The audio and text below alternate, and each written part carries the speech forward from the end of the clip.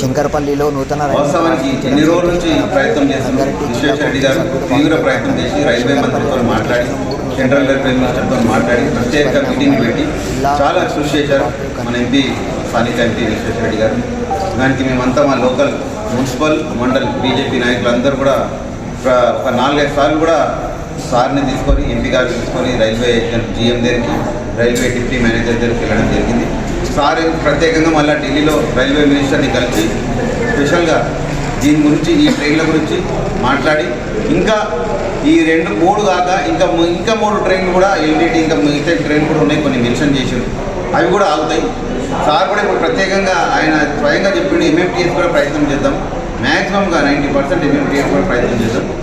దాంట్లో గవర్నమెంట్ మన BJP government Narendra Modi గారి నాయకత్వంలో బీజేపీ గవర్నమెంట్ అందరికీ ప్రజలకు ఎటువంటి ఇబ్బందులు లేకుండా రవాణా ఇబ్బందులు లేకుండా రైల్వే శాఖని పునరుద్ధరించి అభివృద్ధి పదం వైపు నడుపుతున్నది రైల్వే శాఖని. కాబట్టి మన బీజేపీ ప్రభుత్వంలో ఎటువంటి సమస్యల పేదవాళ్ళ నుంచి ధనవంతుల వరకు రైల్వే యూజ్ చేస్తారు. అందరూ కూడా ప్లేన్లో కొందరికి ప్లేన్లో టికెట్ దొరకాయి.